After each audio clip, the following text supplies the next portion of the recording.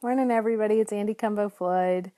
Oh, it's I don't know, 11 o'clock here in Virginia. It's cold here today. But I thought I would spend a couple minutes talking about something. This morning I wrote a blog post. I'll post the link in the comments about why I don't promote my work when I'm feeling desperate. Because I find that people do that when they really don't trust their work to be good or are disappointed in the results of their sales goals or whatever is something beyond their control. And I certainly do that.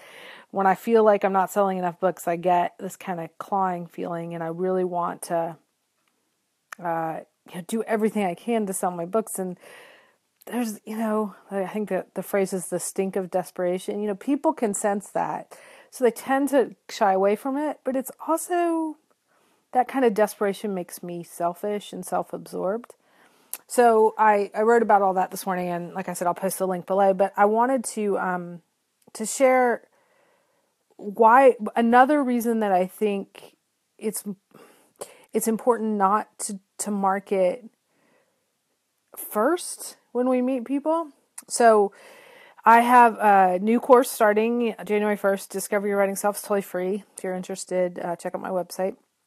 And I have a Facebook group that goes with that. And yesterday, one of the people in the Facebook group posted a link to their book. It was the first thing they posted. The group is barely going because it's the holidays and the course doesn't start for a couple weeks. There was no introduction, no context, just the link. And I deleted it. I deleted it because it's not appropriate, but it's for the group, but it's also not great as a tool for that person. For the first thing they do is to ask somebody to buy something from them. A far more effective way would be for people to really get to know one another in that group. And then, as someone said, trust that we will want to read their work and support them if we know them. And that's why I think I like the term connection marketing. There's inbound marketing, the idea that people come to you for the things they need, which is also a great idea. But for me, especially in the literary world, I think connection marketing is the term I like, and probably somebody else has already used it. It's just the term that I think of. And I think of it this way. When I know someone, when I know about their life, when I care about them, when I know some of their struggles and some of their joys, I am more likely to be invested in everything that they do. Now, this is part of the reason, among many, that we really feel that about the people in our families or our close friends. But it's also true for people we know online. It's why we love writers that we love, why I read everything Chaim Potok has ever written, or I guess he ever wrote. He died a few years ago, sadly. Because I liked one thing he wrote, and so I liked something else. And it's that connection to the person behind something and to the work itself that really sells things.